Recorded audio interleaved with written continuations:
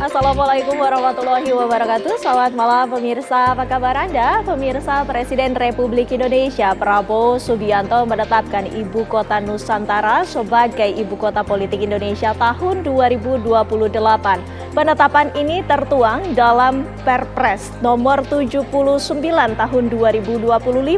Lantas pertanyaannya, apa yang menjadi perbedaan antara ibu kota politik dan juga ibu kota negara? Kami akan membahasnya bersama sejumlah narasumber. Saya Windy Wellingtonia. Dan saya Tiara Haraha, pemirsa. Selain itu kami juga akan hadirkan pembahasan untuk Anda, di mana Presiden Republik Indonesia Prabowo Subianto ini menaikkan gaji ASN, guru TNI dan juga Polri, serta pejabat publik yang juga tertuang dalam Perpres nomor 79 tahun 2025 dan sudah diberlakukan sejak tanggal 20 atau tanggal 30 Juni 2025. Pertanyaannya, apakah kebijakan dan juga aturan ini sudah tepat diterapkan saat ini, di mana kita ketahui bahwa ekonomi saat ini tengah lesu? Itu juga yang akan kami bahas untuk Anda pemirsa di Apa Kabar Indonesia Malam.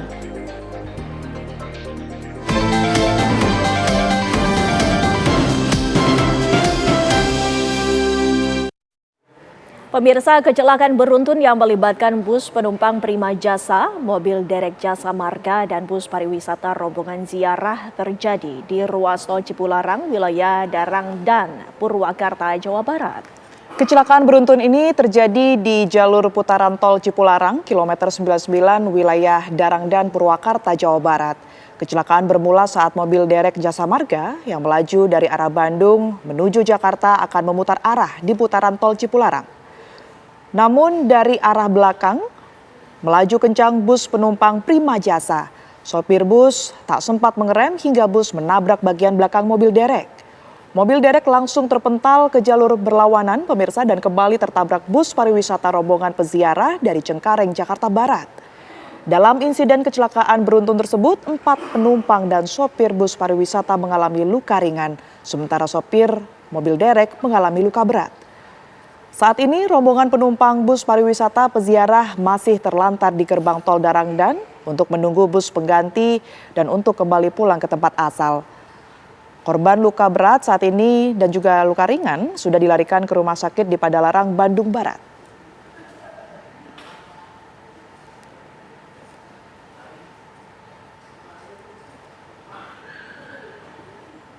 Sebuah truk berjalan mundur diduga karena tidak mampu menanjak di Jalan Trans Sulselbar Kampung Labili-Bili, Kecamatan Supa, Kabupaten Pinrang, Sulawesi Selatan, Minggu dini hari. Sebuah truk bermuatan pasir terekam kamera ponsel milik warga dan viral. Peristiwa yang terjadi itu sempat membuat panik warga dan pengendara yang ada di belakang truk. Kasat Lantas Polres Pinrang, Ibtu Andi Sri Ulfa Baso Mapadupa mengatakan truk bermuatan pasir itu nyaris menabrak kendaraan yang ada di belakangnya sebelum truk tersebut terjun ke jurang. Sopir truk berhasil menyelamatkan diri dengan cara melompat dan hingga saat ini polisi masih mencari identitas sopir dan pemilik truk tersebut.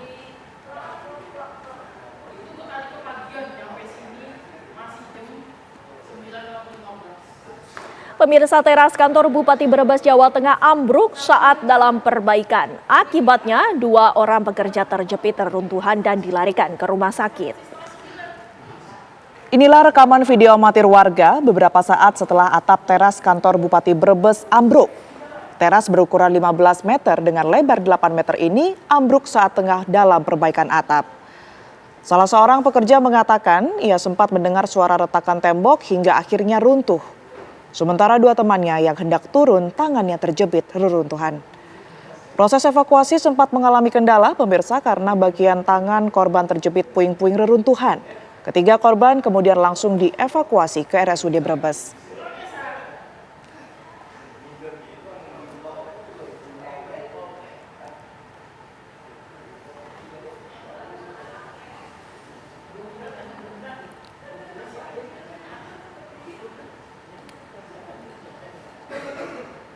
Lagi ada acara lomba layangan.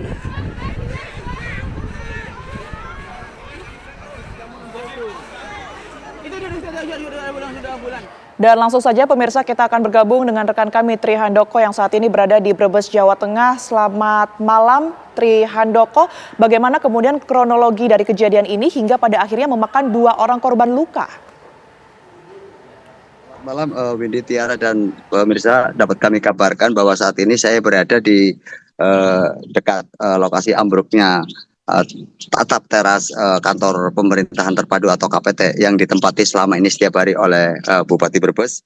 Bahwa kejadian ambruknya itu terjadi sekitar pukul 11.15, di mana saat itu di halaman kantor KPT ini terdapat dua perlombaan, yaitu bagi dewasa, yaitu lomba layang-layang, dan satunya adalah lomba pasbek yang diikuti oleh anak-anak. Bahkan sebelum kejadian itu di teras ini banyak sejumlah tamu undangan yang hadir, termasuk Bupati Brebes. Setelah setengah jam Bupati Brebes dan tamu undangan meninggalkan tempat, ternyata terjadilah ambruknya atap teras di sini. Pada saat kejadian kebetulan informasi yang didapatkan dari saksi yang saat itu berada di lokasi itu pada saat itu terdapat puluhan di bawah atap teras. Namun mereka mendengar suara gemuruh yang sangat deras, akhirnya mereka melarikan diri untuk menyelamatkan.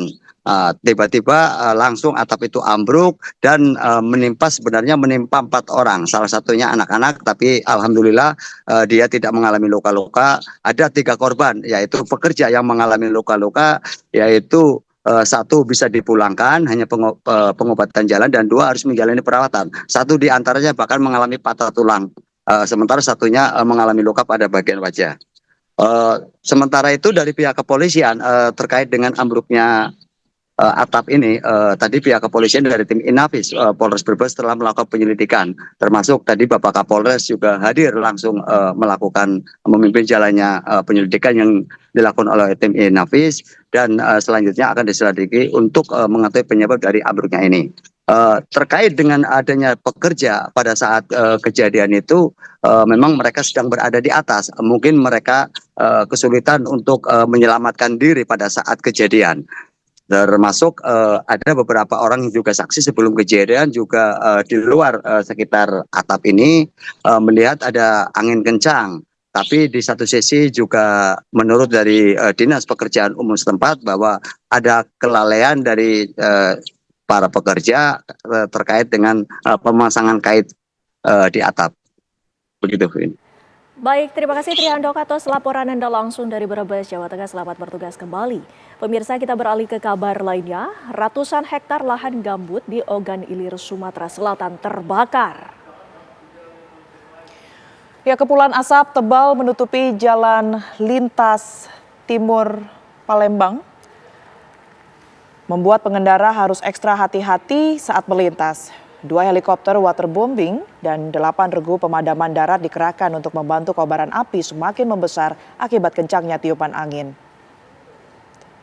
Walaupun api belum bisa dipadamkan, namun kepulan asap sudah berangsur menipis dan tidak menutupi jalan lintas timur Palembang Indralaya.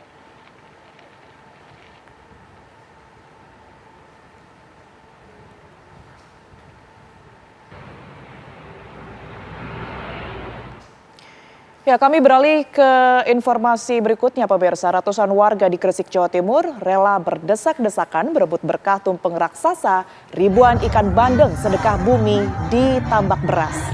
Sebelum dibagikan ke warga desa lainnya, tumpeng sedekah bumi warga desa Tambak Beras, Kecamatan Cerme, yang berisi 2.500 ekor ikan bandeng dan aneka hasil bumi itu diarak keliling desa. Tumpeng bandeng raksasa setinggi lebih dari 2 meter dibawa keliling dengan menggunakan mobil pick-up. Usai arak-arakan, tumpeng bandeng raksasa itu kemudian dibagi-bagikan kepada pengunjung dan warga dari luar desa. Bahkan saking banyaknya warga yang antusias berebut mendapatkan ikan bandeng yang sudah digoreng itu, membuat pihak panitia sempat kewalahan dan meminta warga agar tertib.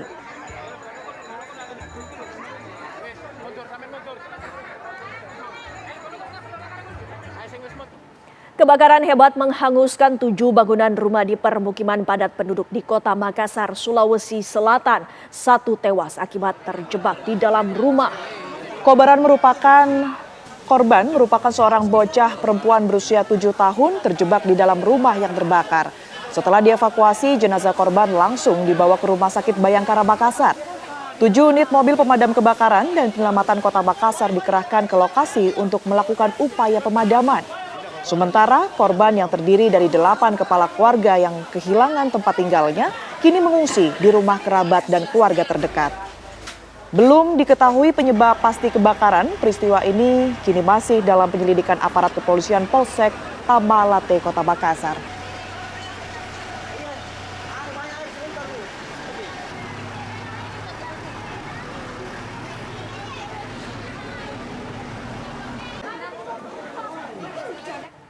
Pemirsa, sakit hati lantaran mantan istrinya hendak menikah lagi, seorang pria di Pacitan menyerang satu keluarga mantan istrinya menggunakan senjata tajam. Akibatnya mantan mertuanya tewas di lokasi kejadian, sedangkan 4 orang lainnya luka-luka. Peristiwa sadis menimpa satu keluarga di Dusun Drono, Desa Temon, Kecamatan Arjosari, Pacitan pada Sabtu malam. Korban atas nama Timi adalah mantan mertua pelaku. Jenazah Timi telah dimakamkan di pemakaman desa setempat, sedangkan 4 korban luka lainnya masih dirawat di Rumah Sakit Umum Kota Pacitan. Peristiwa penyerangan berawal saat pelaku mendatangi rumah korban dengan membawa senjata tajam. Setibanya di rumah yang dihuni oleh 6 orang itu, pelaku marah-marah dan langsung mematikan listrik rumah. Pelaku lalu menyerang satu keluarga dengan celurit. Akibat ulah pelaku, mantan mertuanya tewas dan mantan istrinya mengalami luka-luka. Usai mengamuk, pelaku melarikan diri dan diduga pelaku kesal karena mantan istrinya hendak menikah lagi. Polisi masih mengejar pelaku dan meminta masyarakat segera melapor apabila mengetahui keberadaan pelaku.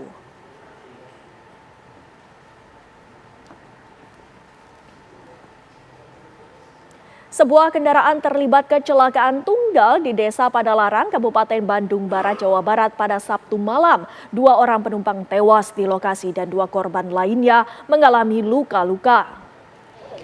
Beginilah kondisi kendaraan yang terlibat kecelakaan tunggal di Jalan Tadia Baloper, tepatnya Kampung Sukamaju, Desa Padalarang, Kabupaten Bandung Barat pada Sabtu malam. 2 penumpang tewas di lokasi kejadian, sedangkan pengemudi dan 1 penumpang lainnya mengalami luka berat hingga dirujuk ke Rumah Sakit Cahya Kawaluyan Padalarang. Menurut keterangan Kasat Lantas Polres Cimahi AKP Yuda Satyo Raharjo, kendaraan tersebut awalnya datang dari arah perumahan Baloper menuju ke arah Jalan Raya Utama Padalarang. Pada saat tiba di tempat kejadian, pengemudi tidak dapat mengendalikan laju kendaraannya hingga kemudian menabrak tembok yang menyebabkan mereka masuk ke dalam saluran air.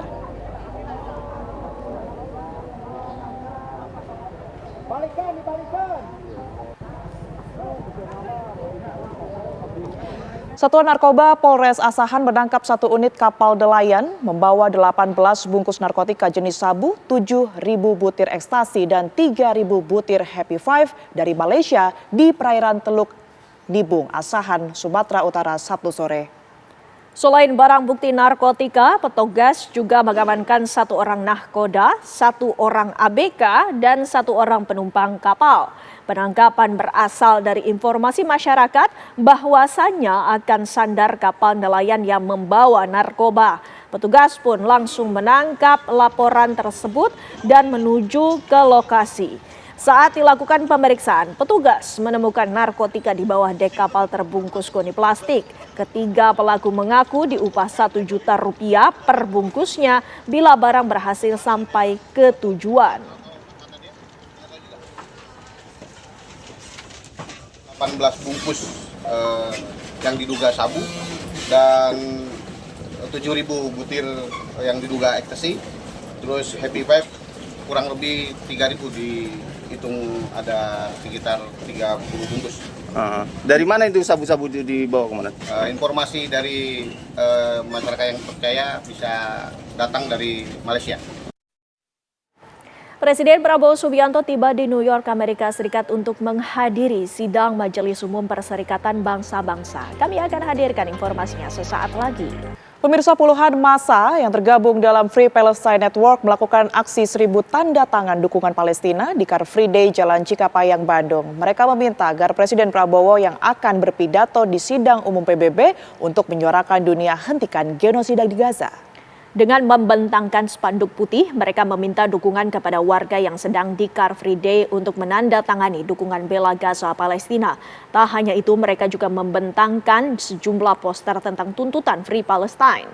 Menurut koordinator aksi Dina Sulaiman mengatakan, pemerintah Indonesia harus bersikap tegas untuk mendukung kebebasan Palestina, khususnya di New York warga Gaza.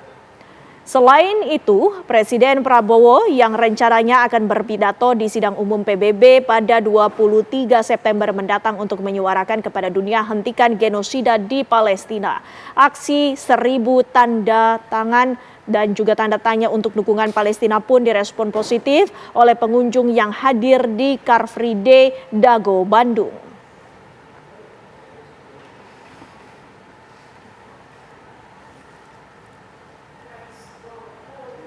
Presiden Prabowo Subianto tiba di New York, Amerika Serikat untuk menghadiri sidang Majelis Umum Perserikatan Bangsa-Bangsa.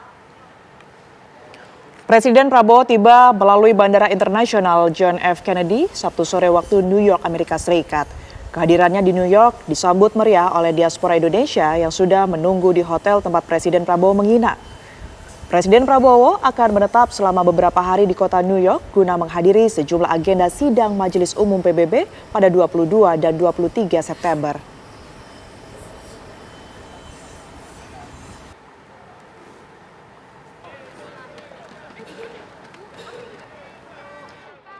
...140 kepala negara dan negara-negara anggota PBB akan hadir dalam sidang Majelis Umum tingkat tinggi PBB ke-80 di Markas Besar PBB di New York pada 23 September mendatang. Reporter TV One Haidar Fasal berkesempatan untuk melihat lebih dekat gedung PBB yang menjadi pusat diplomasi dunia.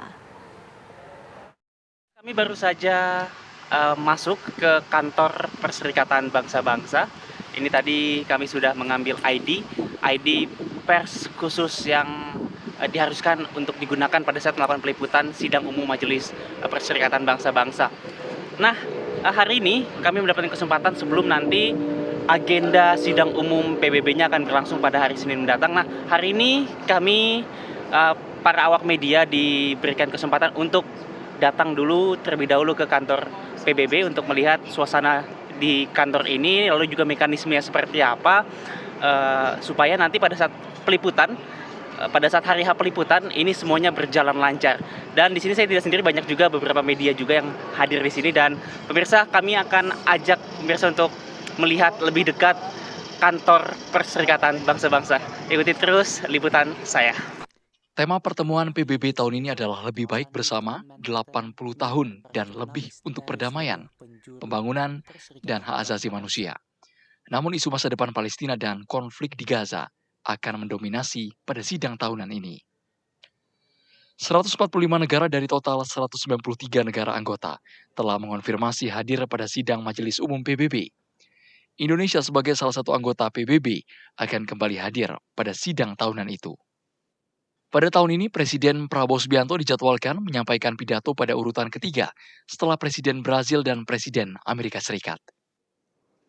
Kehadiran langsung Prabowo sebagai Presiden Indonesia di forum ini merupakan yang pertama setelah 1 dekade, di mana Presiden ke-6 RI, Susilo Bambang Yudhoyono, menjadi yang terakhir berpidato. Isu soal kemerdekaan Palestina bakal menjadi salah satu poin yang ditekankan dalam pidato yang disampaikan oleh Presiden Prabowo nantinya. Sementara itu sebanyak 10 negara termasuk Prancis, Inggris, Australia, Belgia, Kanada, Luxembourg, Portugal, Malta, Andorra, dan San Marino akan secara resmi mengakui kedaulatan Palestina pada sidang tahunan ini. Dan pemirsa, usai sudah tadi perjalanan saya mengeksplor kantor dari Perserikatan Bangsa-Bangsa.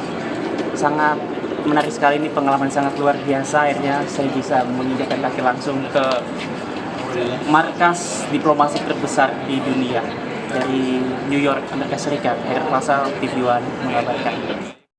Reporter TV One Haidar Fasal memiliki kesempatan untuk melihat gedung PBB secara langsung, dan langsung saja kita saat ini pemirsa sudah bergabung dengan rekan Haidar Fasal untuk menceritakan bagaimana pengalamannya dan apa saja nanti poin-poin yang akan dibahas dalam sidang Majelis Umum PBB ke-80. Silakan Fasal. Ya, Windy, Tiara, dan juga pemirsa, memang secara resmi ini Presiden Prabowo Subianto telah tiba di New York Amerika Serikat untuk menghadiri sidang Majelis Umum Perserikatan Bangsa-Bangsa. Dan ini sangat membanggakan sekali karena menorehkan catatan tersendiri setelah hampir 10 tahun lamanya untuk pertama kalinya Kepala Negara Republik Indonesia hadir lagi secara langsung dalam sidang Majelis Umum Perserikatan Bangsa-Bangsa. Kalau tadi Windy tanya bagaimana pengalaman kami setelah sempat menginjakan kaki di kantor Perserikatan Bangsa-Bangsa, memang kami mendatangi kantor PBB pada hari kemarin waktu setempat, Windy dan juga pemirsa, untuk melakukan briefing terkait dengan proses ataupun mekanisme peliputan. Dan memang di sana kami dapat informasikan untuk di markas besar PBB sendiri ini masih terus dilakukan persiapan jelang sidang Majelis Umum yang akan berlangsung pada 23 September mendatang. Berbagai persiapan dari keamanan ataupun teknis persidangan ini terus dimatangkan. Dan kami juga dapat informasikan bahwa kami mendapat informasi dari hasil kunjungan kami ke sana bahwa nantinya delegasi Indonesia ini akan berada di posisi urutan 14 dari depan di sebelah kanan. Nantinya disitulah para delegasi termasuk Presiden Prabowo Subianto akan duduk bersama dengan 193 delegasi dari negara-negara lainnya. Nah, Windy, Tiara, dan juga pemirsa, memang Presiden Prabowo Subianto ini memiliki sejumlah giat di kota New York ini. Kalau hari ini tanggal 21 September 2025 waktu setempat memang belum ada agenda yang terjadwal oleh Presiden Prabowo Subianto. Artinya ini memang masih bersifat intern, tapi kami memang awak media diminta untuk terus standby. Sekiranya nanti akan ada agenda-agenda lanjutan ataupun pertemuan Presiden Prabowo Subianto terhadap tokoh-tokoh publik begitu ataupun tokoh-tokoh internasional. Nah, selain itu, untuk giat dari sidang Majelis Umum PBB-nya sendiri baru akan berlangsung pada tanggal 22 September 2025. Tiara, Windy, dan juga pemirsa, yang mana nantinya Presiden Prabowo Subianto dijadwalkan akan juga menghadiri dan juga terlibat dalam forum Two State Solution, di mana forum ini sendiri dimulai begitu ataupun dibuat karena adanya perang Israel di Gaza, lalu juga ekspansi permukiman, lalu juga serangan terhadap warga Palestina di tepi barat yang memicu kemarahan internasional yang membuat informasinya bahkan 10 negara seperti Inggris, Perancis, Kanada, Australia, Portugal, dan juga Belgia ini nantinya akan diperkirakan secara resmi mengakui negara Palestina dalam beberapa hari mendatang. Lalu pada tanggal 23 Septembernya, Tiara, Windy, dan juga pemirsa, ini nantinya akan dibuka sidang Majelis Umum dan juga debat umum, di mana Presiden Prabowo Subianto juga akan berkesempatan untuk menyampaikan pidatonya di hadapan kepala-kepala negara lainnya. Nantinya Presiden Prabowo Subianto akan berbicara di urutan ketiga, setelah Presiden Brazil dan juga Presiden Amerika Serikat Donald Trump. Di mana dalam sidang umum ini, pemirsa, nantinya Presiden Prabowo Subianto infonya akan menekankan ataupun membahas juga terkait dengan isu Palestina yang menjadi salah satu topik utama yang akan disampaikan Presiden Prabowo Subianto. Terima kasih atas laporan Anda, Fasyal. Tentunya kita akan terus menunggu ya hingga hari ini seluruh dan sejumlah persiapan masih terus dilangsungkan jelang sidang Majelis Umum PBB yang akan berlangsung di tanggal 22 dan juga 23 di New York, Amerika Serikat.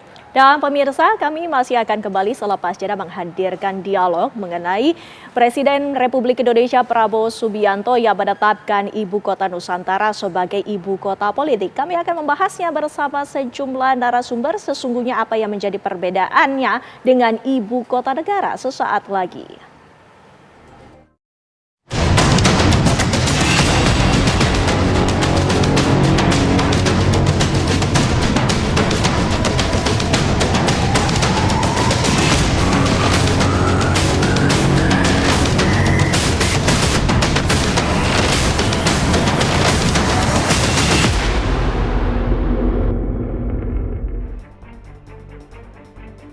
Presiden Prabowo Subianto baru saja menetapkan IKN menjadi ibu kota politik tahun 2028 mendatang. Perpres yang baru diterbitkan tersebut adalah Perpres tahun 79 tahun 2025 yang mengatur tentang pemutakhiran rencana kerja tahun 2025 yang diundangkan pada 30 Juni 2025. Dalam Perpres tersebut mengatur detail bagaimana perencanaan, pembangunan kawasan, dan pemindahan. Bagaimanakah dengan kondisi yang hanya tinggal 3 tahun, pemerintah melaksanakan proses perpindahan dan persiapan infrastruktur menuju ibu kota politik, tidak ibu kota negara? Dengan adanya ibu kota politik ini, apakah akan membuat fokus pemerintah dalam menjalankan sebuah pemerintahan menuju Indonesia emas?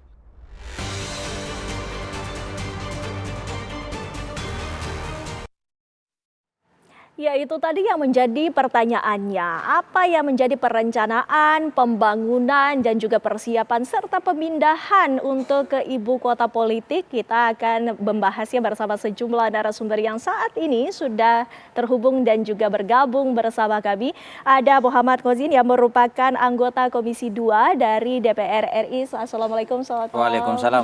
Selamat malam, terima kasih sudah hadir bersama kami. Sama-sama. Dan juga ada pakar komunikasi politik dari Universitas Gadjah Mada bersama Profesor Nyarwi Ahmad. Selamat malam, Prof. Nyarwi. Malam.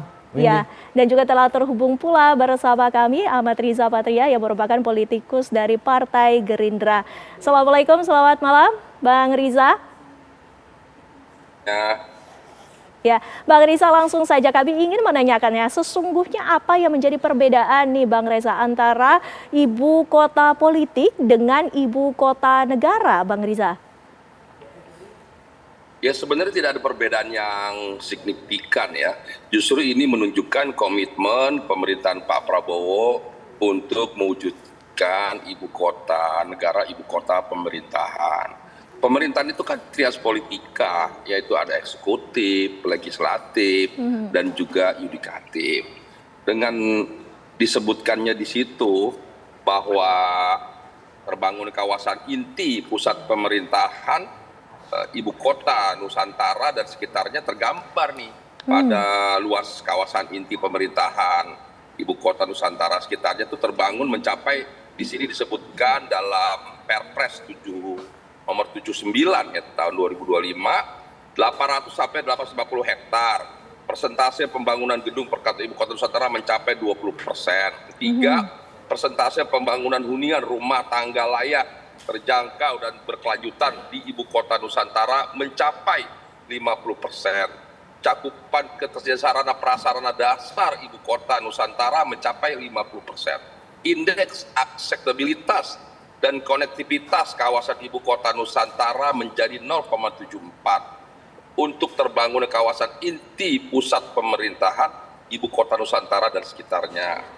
Perencanaan dan pembangunan kawasan serta pemindahan ibu kota Nusantara dilaksanakan sebagai upaya mewujudkan ibu kota Nusantara menjadi ibu kota politik tahun 2028. Jadi sangat jelas komitmen dari Bapak Prabowo untuk mewujudkan ibu kota pemerintahan, ibu kota negara.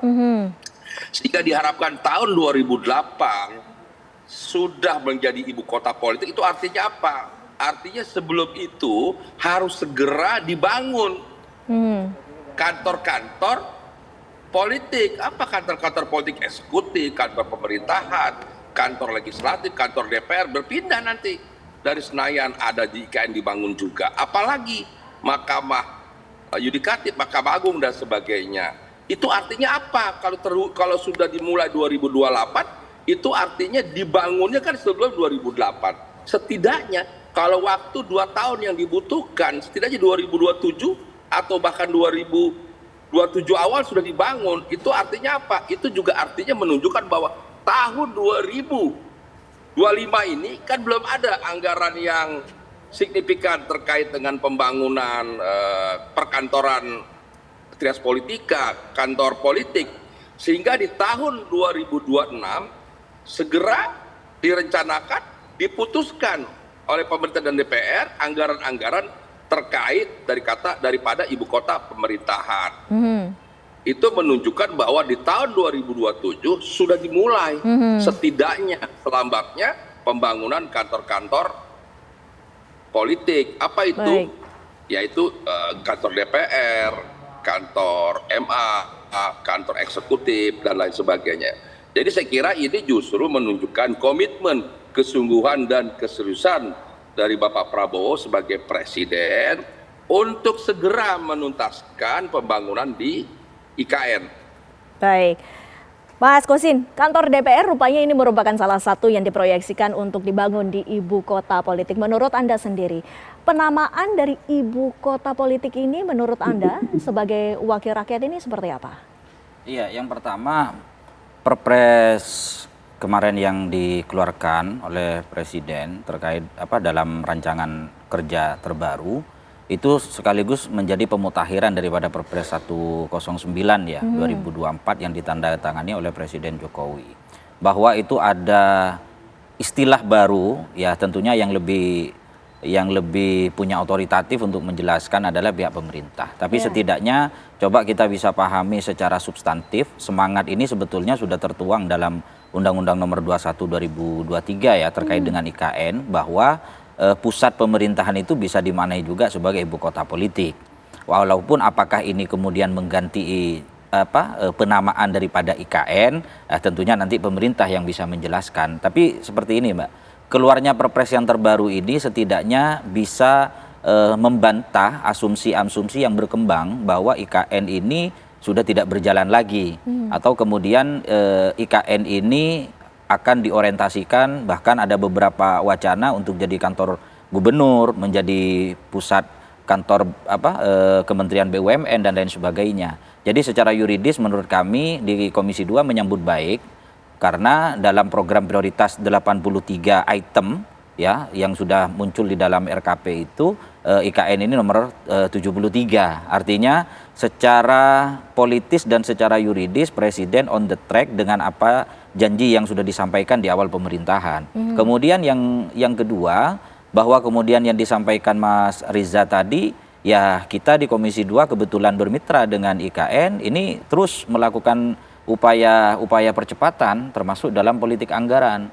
Di tahun ini 2025 dari awal 5T kemudian ada penyesuaian karena efisiensi menjadi dari 6 menjadi 5T, kemudian muncul Inpres Presiden menambah menjadi 8T. Jadi total ada 14 triliun tahun ini untuk melakukan percepatan. Dan untuk 2026 kemarin beberapa hari yang lalu kita raker untuk rancangan anggaran 2026 itu kurang lebih ada 21, walaupun yang baru disetujui itu 6 triliun, tapi bukan berarti anggaran yang diajukan yang lain itu ditolak, tapi harus ada penyesuaian ulang. Jadi sekali lagi kami sangat menyambut baik komitmen Presiden sesuai dengan apa yang sudah dicanangkan di awal pemerintahan, bahwa IKN ini adalah konsensus bersama kita sebagai sebuah negara. Sekarang sudah tidak ada lagi ruang diskusi ini penting atau tidak, kemudian apakah ini jalan atau tidak, tapi kita harus menatap ke depan dan mendukung betul apa yang menjadi cita-cita kita bersama yang sudah tertuang dalam Undang-Undang Nomor 21 2023 tentang IKN. Insya Allah kita optimis 2028 itu sudah bisa dimaksimalkan atau difungsikan seperti itu. Bahkan dari tahun ini Menpan RB yang juga kebetulan mitra kami di Komisi 2 sudah melakukan mitigasi untuk pemindahan ASN. Kalau di dalam Kepres yang terbaru ini kan ada 1.700 sampai 4.000 sekian ASN yang sudah mulai secara estafet ya menempati IKN untuk menjalankan fungsi pemerintahan di sana. Ini artinya kan 2028 dan ditargetkan 2027 ini semuanya rampung. Artinya ada percepatan itu. Bagaimana pendapat Anda? Iya betul. Sejauh ini kita dengan otorita IKN sangat intens sekali untuk melakukan koordinasi, kita menjalankan fungsi pengawasan baik itu secara anggaran juga, semuanya masih on the track. Bahkan postur anggaran 2026 ini tidak hanya diorientasikan untuk pemenuhan KIPP, tapi infrastruktur penunjang lainnya juga sudah masuk. Detailing itu semuanya ada, dilaporkan, dan kita juga melakukan exercising di internal Komisi 2. Ya mudah-mudahan 2028, sebelum 2028 ini sudah bisa terlaksana semuanya. Baik Prof. Nyarwi, keputusan dari Presiden Republik Indonesia Prabowo Subianto dengan mengeluarkan Perpres untuk penetapan Ibu Kota Nusantara menjadi Ibu Kota Politik ini seperti apa menurut Anda? Ya, pertama gini ya Cindy, ini kan juga ada di dalam keputusan ini ya, itu ada dalam Astacita ya Pak Prabowo ya, di visi misinya. Kalau kita simak itu di halaman 36 itu kan disebutkan ya program prioritas. Salah satunya membangun IKN termasuk di situ. Tapi narasi di sana itu kan dikaitkan dengan pertumbuhan ekonomi, ya, simbol-simbol baru gitu yang menjadi penggerak pertumbuhan ekonomi di luar Jawa, kira-kira gitu. Nah, jadi kalau kita lihat kan IKN ini sebagai wacana gitu ya, karena saya belajarnya komunikasi, itu multidimensi jadinya. Makanya saya tidak heran kemudian muncul banyak definisi ya. IKN ini sebagai apa kan gitu. Dia disebut ibu kota negara, dinamakan ibu kota Nusantara, atau dia bisa menjadi juga ibu kota politik kan gitu. Nah, sebenarnya kalau kita ngomong istilah, itu istilah yang baku kan capital city. Nah, kalau di capital city itu ada banyak peran memang. Jadi di banyak baik praktisi maupun akademisi juga melihat dia bisa punya peran ekonomi, dia punya peran politik, dan peran-peran yang lain juga kan gitu. Nah, sehingga sah-sah saja sebenarnya ditafsirkan gitu ya, IKN ini ya di Perpres tadi 79 2025 yang ditandatangani kalau nggak salah 30 Juni ya 2025 dan baru dirilis beberapa waktu lalu, itu kemudian disebutkan kalau nggak salah di halaman 65 itu kalau nggak salah, itu sebagai ibu kota politik ya untuk diselesaikan kira-kira ditargetkan 2028. Nah, boleh nggak pemerintah menargetkan seperti itu? Saya kira tidak ada masalah. Itu kan memang pemerintah tugasnya gitu ya. Itu merancang pembangunan kan gitu. Ya, kalau tidak ada kejelasan rancangannya masyarakat tahu gimana kan nggak tahu kan gitu. Birokrasi juga nggak ngerti kan gitu. Kenapa? Karena ini kan Perpres. Jadi dalam Perpres itu kalau kita lihat, itu kan ada dua lampiran. Lampiran pertama adalah narasi, lampiran kedua metrik kan gitu. Birokrasi itu kan biasanya ya bekerja tentu basisnya program-program ada di metrik. Tapi kemudian apa yang menjadi ruhnya itu ada di narasi sehingga nggak salah paham. Kan maksudnya gitu.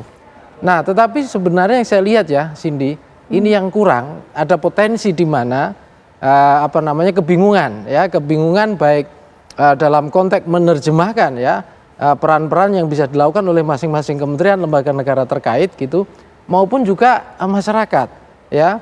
Sebenarnya gitu ya, Pak Prabowo ini kan masih menempatkan IKN sebagai prioritas apa tidak kan gitu.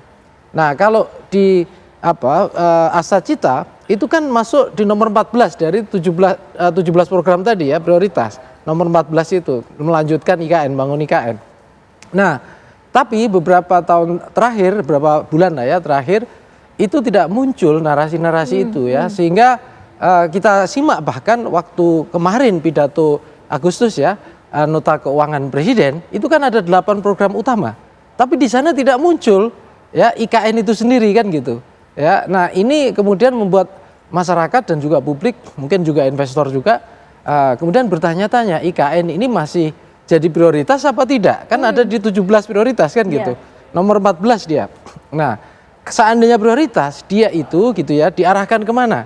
Kalau di narasi Astacita, itu kan sebenarnya dikaitkan konteksnya pertumbuhan ekonomi sebenarnya. Pengungkit pertumbuhan ekonomi luar Jawa, kira-kira gitu, pusat-pusat pertumbuhan ekonomi baru. Nah, tetapi kan ini yang muncul di Perpres ini, dia narasinya kan ibu kota politik. Kan gitu. Nah, saya belum ngecek keseluruhan teks yang ada di sana narasi, tetapi kalau misalnya itu tadi balik lagi, kita ngomong IKN, Capital City, as what, sebagai apa? Sebagai misalnya contoh, dia ibu kota politik, bagaimana perannya? Dia mungkin nanti sebagai pengembangan apapun lah, seperti apa dan seterusnya. Nah, kalau misalnya itu muncul dalam narasi, dalam matrik, secara terintegrasi, saya kira kementerian-kementerian lembaga negara semua itu lebih mudah memahaminya. Nah, ini saya kira menjadi PR nih, kan Pak Prabowo juga sudah menunjuk ya Kepala Badan Komunikasi Pemerintah. Ada juga KSP kan gitu. Nah, ini saya kira ini juga perlu menjelaskan kira-kira narasinya kayak apa gitu ya. Kemudian metriknya dijabarkan seperti apa. Karena apa? Yang dikhawatirkan ya Cindy ya. Kalau saya lihat ya birokrasi itu kan bekerja ya berdasarkan tupoksinya. Nah, kalau misalnya orang-orang yang bekerja itu mengalami katakanlah disonasi narasi atau bahkan disonasi kognitif itu sendiri, dia bingung ini sebenarnya kemana dan maunya kemana.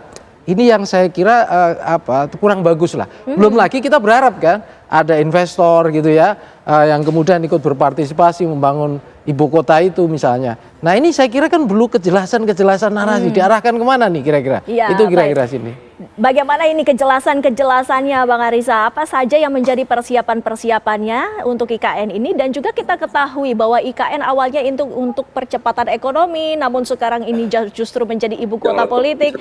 Nanti ditahan ya Bang Ariza, nanti kita akan bahas selengkapnya pemirsa usai jeda pariwara berikut ini. Ya pemirsa, kita lanjutkan dialog kami. Bang Riza, kami ingin menanyakan sesungguhnya apa yang menjadi alasan tahun 2028 ini dijadikan momentum untuk dibentuknya ibu kota politik. Bagaimana sejauh ini persiapannya Bang Riza? Saya melihat ini adalah kepiawaian kecerdasan daripada Pak Prabowo sebagai presiden pemerintah untuk menjawab semua anasir-anasir, dugaan-dugaan, keraguan-keraguan semua pihak. Yang pertama, menjawab luar negeri umpamanya. Dengan adanya keputusan ini, pihak investor luar negeri meyakini, oh pemerintah ternyata sungguh-sungguh ingin membangun IKN. Karena belakangan ini dianggap kok seperti nggak serius. Ini menunjukkan keseriusan pemerintah. Bang Riza? Bang Riza, baik kami coba untuk memperbaiki perbincangan kami dengan Bang Riza. Langsung saja kita tanggapi Prof. Nyarwi. Tadi ini menunjukkan keseriusan dari pemerintah. Bagaimana menurut Anda? Ya, kalau itu menunjukkan keseriusan, saya kira ada dua dimensi kan. Itu yang pertama kan ini sinyal ya bahwa pemerintah Prabowo konsisten melanjutkan agenda yang kemarin juga dirintis Pak Jokowi, itu satu. Terus yang kedua, artinya ini juga konsisten dengan di Astacita di program prioritas. Nah, cuma ya ada sedikit yang agak berbelok kan. Yeah. Kalau di Astacita itu kan disebutkan salah satu narasi di balik itu kan memunculkan ya pengungkit pertumbuhan ekonomi atau alternatif pusat pertumbuhan ekonomi baru di sana. Nah, walaupun itu membutuhkan kajian kan gitu, sejauh mana itu punya potensi. Nah, tetapi terlepas dari itu, ini kan kemudian muncul narasi soal ibu kota politik. Nah, saya kira di mana-mana kalau kita bicara kota ya, teman-teman yang ahli tata kota saya kira sangat paham tentunya kota itu nggak bisa lepas dari ekosistemnya. Yeah. Nah, kalau bicara politik ya bisa di sana ada ekosistem politik dari gedung dan seterusnya mungkin lingkungan oke. Tetapi kita yang mungkin yang menghidupkan sebuah kota itu kan di sana juga saya kira ada ekosistem yang lain, termasuk di sana potensi-potensi keterkaitan dengan yang lain yang punya dimensi ekonomi dan budaya. Nah ini saya kira menjadi PR ya bagi narasi-narasi yang akan dikomunikasikan oleh pemerintah gitu ya. Seperti apa misalnya meyakinkan karena tadi Pak Riza kan menyinggung misalnya tentu ada investor yang saya kira potensial melirik. Nah pertanyaannya biasanya kan di mana-mana sama. Ya Wandi ya, kalau misalnya nggak potensial, misalnya secara benefit ya dalam arti ekonomi misalnya, rasanya seperti apa ya, daya tariknya kan orang akan sulit gitu loh, melihat potensi itu. Walaupun di mana-mana seringkali kan salah satu yang bisa kita lihat kalau misalnya pemerintah punya investasi besar-besaran, itu biasanya pihak swasta juga cenderung akan mudah untuk ikut. Tetapi kan pertanyaannya daya ungkitnya itu kira-kira dari sektor apa seperti apa itu yang kemudian saya lihat juga pemerintah saya kira perlu meyakinkan kira-kira itu. Ya, kita langsung tanyakan langsung saja. Kita sudah terhubung kembali dengan Bang Riza. Boleh ditanggapi apa yang sedang dipaparkan oleh Prof. Nyarwi sebelumnya, Bang Riza? Iya betul. Tadi kan saya bilang investor jadi punya keyakinan bahwa ini ada kesungguhan dari luar negeri maupun investor dalam negeri. Ini artinya akan mendorong ekonomi ke depan.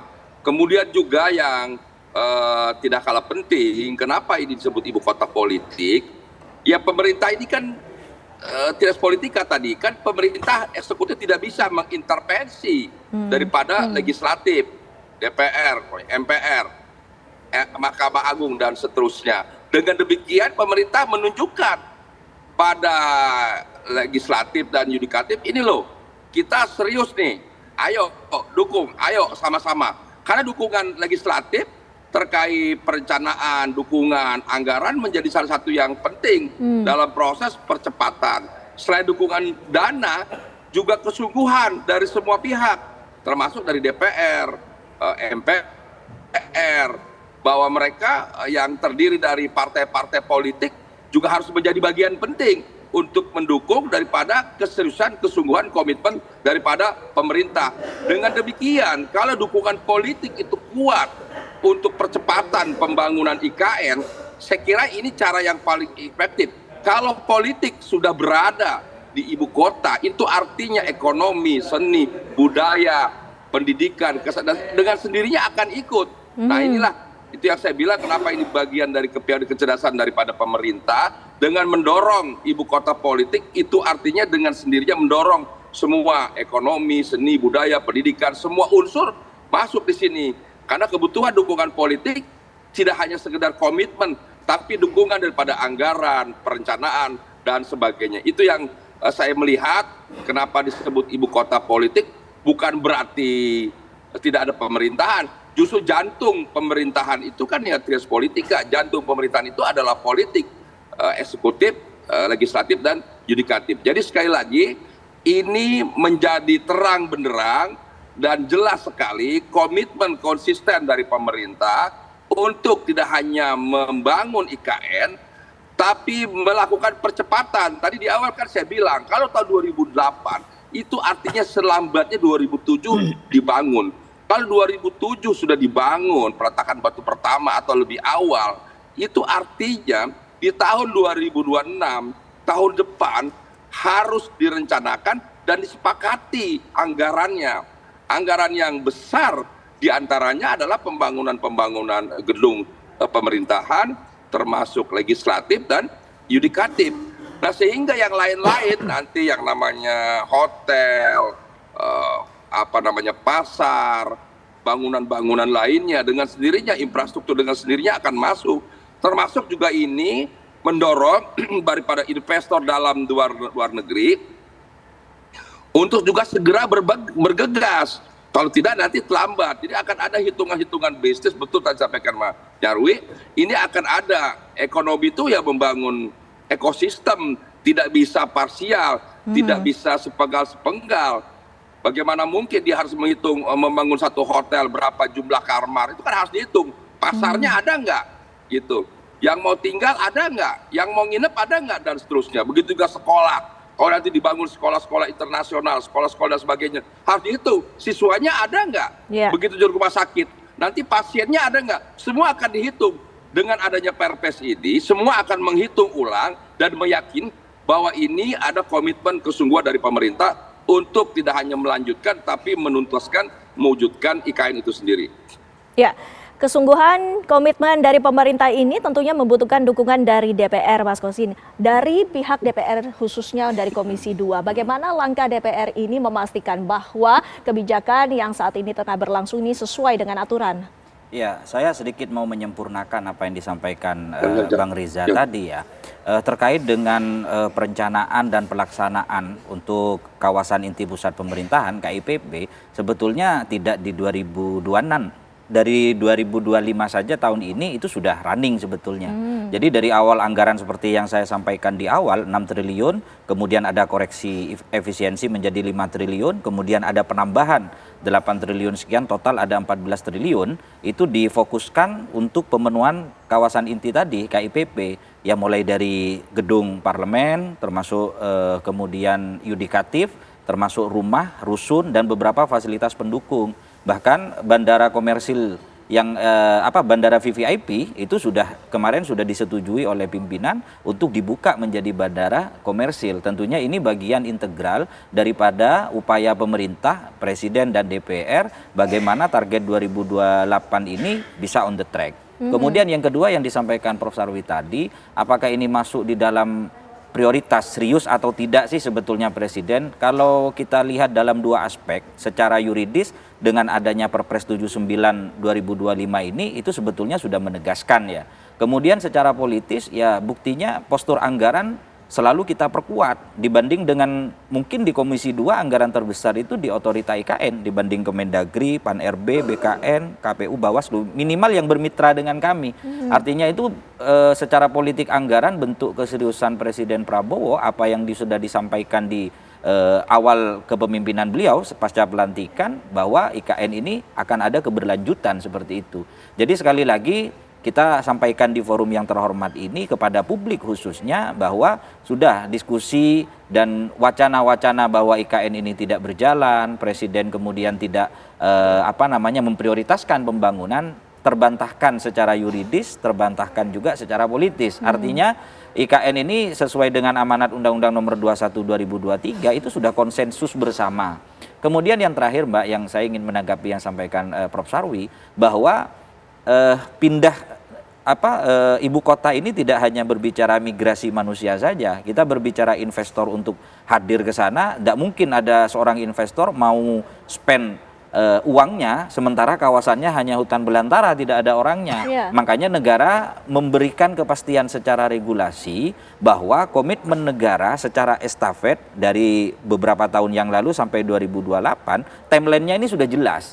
Jadi sekali lagi adanya Perpres 79 kemudian di dalam lampiran nomor 65 itu dijelaskan bahwa ada 2 indikator untuk kita mengejar 2028. Yang pertama itu terpenuhinya unsur di dalam kawasan inti pusat pemerintahan. Kemudian yang kedua adanya migrasi mulai dari ASN, kapasitas menjadi kota cerdas, fasilitas, efektivitas dan lain sebagainya. Jadi setidaknya kita punya panduan secara timeline waktu yang sudah betul-betul proven seperti itu. Nah, terkait dengan masalah pengistilahan, kalau saya hanya menanggapinya secara substantif itu semangatnya sama, baik dari Perpres 109 kemudian diperbaharui menjadi Perpres 79 itu semangatnya sama. Artinya bagaimana pemerintah berupaya untuk melengkapi ekosistem dasar, basic need-nya itu terpenuhi, baru kemudian nanti rencana bahwa ini goalnya untuk pemerataan ekonomi dan kesejahteraan rakyat kita sudah sepakat lah. Semua pembangunan ini kan muaranya adalah untuk kesejahteraan dan pemerataan ekonomi. Tapi kan nggak mungkin ujuk-ujuk kemudian laju pertumbuhan ekonomi berpindah ke sana sementara ekosistemnya belum terbentuk, gitu kan. Contoh misalkan yang paling sederhana Mbak, ini tidak hanya memunculkan positif impact di sana ya, negatif impact-nya juga ada. Contoh penyakit sosial masyarakat itu juga ada. Kalau di dalam teori sosiologi ya setiap pola pembangunan yang mercusuar pasti akan diimbangi dengan penyakit masyarakat gitu kan. Tapi sebelum kita ke sana kita tanyakan dulu kepada Bang Riza, sesungguhnya bagaimana proses untuk pemindahan yang saat ini tengah direncanakan, Bang Riza? Ya tentu semua proses dilalui sesuai dengan peraturan dan ketentuan, termasuk kementerian-kementerian kan dari Kemenpan RB sudah membagi berapa persen, berapa jumlah pegawai di masing-masing kementerian dan KL atau kelembagaan untuk berpindah secara bertahap. Tapi sekali lagi Perpres 79 ini menurut saya komitmen yang luar biasa, termasuk membantah dugaan-dugaan antara Pak Prabowo dengan Pak Jokowi umpamanya bahwa ada perbedaan-perbedaan. Ini bukan ada perbedaan, justru ini menunjukkan komitmen Pak Prabowo terhadap Pak Jokowi untuk menuntaskan daripada IKN. Jadi sekali lagi kalau kita hitung tahun 2008 itu bukan waktu yang panjang, itu waktu yang pendek. Membangun infrastruktur besar-besaran itu bukan pekerjaan yang mudah. Terlebih lagi nanti memindahkan sejumlah orang dari masing kelembagaan, pemerintahan dan lain-lain. Termasuk yang paling sulit adalah membangun ekosistem daripada sebuah ibu kota. Dengan demikian kita meyakini nanti kalau sudah berkantor di situ di tahun 2028 pemerintahan, itu artinya secara berangsur nanti ekonomi akan mengikuti ya. Jadi sekali lagi yang paling penting kan diantaranya selain dukungan politik adalah dukungan ekonomi. Kalau tumbuh dukungan ekonomi bergerak di IKN, dengan sendirinya yang lain akan ikut bergerak. Pendidikan, kesehatan, bahkan pariwisata, seni budaya. Itulah sebetulnya disampaikan tadi Prof. Nyarwi, betul sekali bahwa yang paling penting adalah membangun ekosistem. Kalau ekosistem sudah terbentuk, itu artinya sudah tuntas. Semua dengan sendirinya tergerak untuk memastikan peran dan fungsi masing-masing aspek, masing-masing elemen, masing-masing entitas, komunitas untuk hadir di KN yang pada akhirnya dapat mewujudkan kesejahteraan bagi masyarakat. Dan tujuan daripada pemerataan pembangunan berpindah dari barat ke timur tidak hanya menjadi wacana, komitmen, tapi mulai diwujudkan dan mulai berpindah pemerataan dari barat ke timur. Sehingga Indonesia ke depan, barat dan timur mengalami satu keseimbangan pembangunan, keseimbangan pemerataan, keseimbangan kesejahteraan, dan pada akhirnya kemajuan dan kesejahteraan masyarakat adil dan makmur merata di seluruh wilayah Indonesia. Jadi harus kita lihat secara utuh, komprehensif dan holistik, tidak sekedar sepenggal-sepenggal. Jadi tujuan daripada IKN adalah sejujurnya komitmen kita untuk, dan ini juga kita ingin tunjukkan pada dunia bahwa Indonesia bisa membuat satu perencanaan, membuat satu kota yang tidak hanya ideal dari segi penataan, tata kota, tapi juga hijau,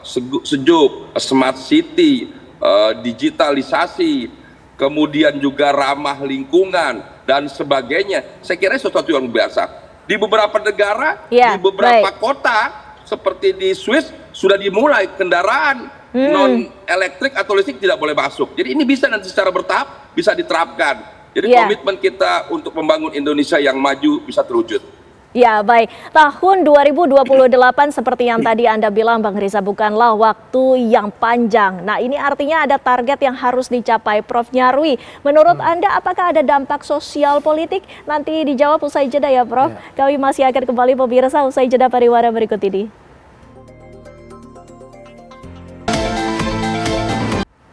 Kita lanjutkan perbincangan kami, Prof. Nyarwi. Apakah menurut Anda ada dampak dari sosial politik dengan adanya ibu kota politik ini? Ya pasti ada ya, Cindy. Ya. Kalau kita lihat, kalau ngomong dampak positif itu kan banyak ya. Misalnya contoh, Indonesia ini selama ini kan ibu kotanya di Jakarta. Jakarta itu kan Batavia. Batavia warisan kolonial kan gitu. Masa sih sudah merdeka 80 tahun nggak bisa buat ibu kota sendiri, kira-kira gitu. Artinya kalau punya ibu kota sendiri kan kebanggaan juga, kan gitu, itu satu. Yang kedua misalnya kalau itu berhasil seperti narasinya menjadi kota yang punya ekosistem baru gitu ya, tumbuh, menarik investor, juga menjadi kota politik, kota pemerintahan, dan dengan konsep yang baru, saya kira itu juga capaian yang luar biasa gitu loh. Nah cuma kan ini kan gini ya Cindy, dalam politik itu kan narasi itu kadang tidak seindah kenyataan, itu yang sering terjadi gitu loh. Kira-kira kan kalau kita lihat visi misi ya dari program prioritas sampai ke perpres itu semua itu luar biasa ya, semangat yang ada dalam narasinya maupun rencana-rencana dalam matriknya itu. Tetapi gitu ya, seringkali kan banyak pengalaman banyak negara bahkan kalau kita simak agenda-agenda membangun ibu kota itu pertama bisa jadi waktunya bisa molor.